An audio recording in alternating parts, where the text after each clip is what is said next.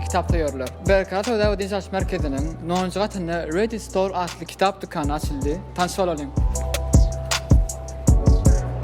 İngiliz dilinde çağlar ve körpüler üçün niýetlerine dürli kitap yerleştirilen.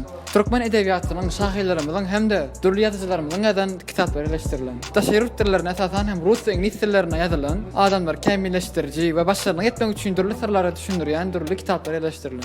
Dünýä edebiýaty, ýani dünýä şäheriyeti boýunça dürli kitaplar ýazylan. Kitapxananyň esas ýatynyklary biri hem görşüňiz ýaly Türkmenistanyň dürli şahylarymyzyň, dürli ýazyjylarymyzyň CD-lerini alyp dinläp bilersiňiz. Ready Store adly kitapxana ýerite logoju goýulan dürli paketleri we gaplar ulanyp kitaplarını salyp bilersiňiz. Görüşüňiz ýaly Ready Store adly kitapxana bu tekçesindäki kitapları alyp okulga da okap, soň ýene diýerine goýup ulanyp bilersiňiz.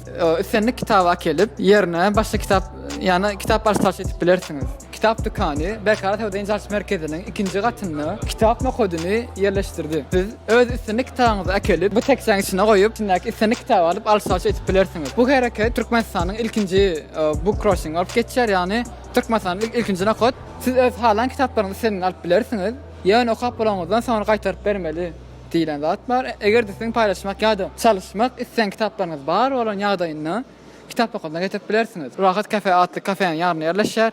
Çaňyňyzy alyp kitabyňyzy okap bilersiňiz.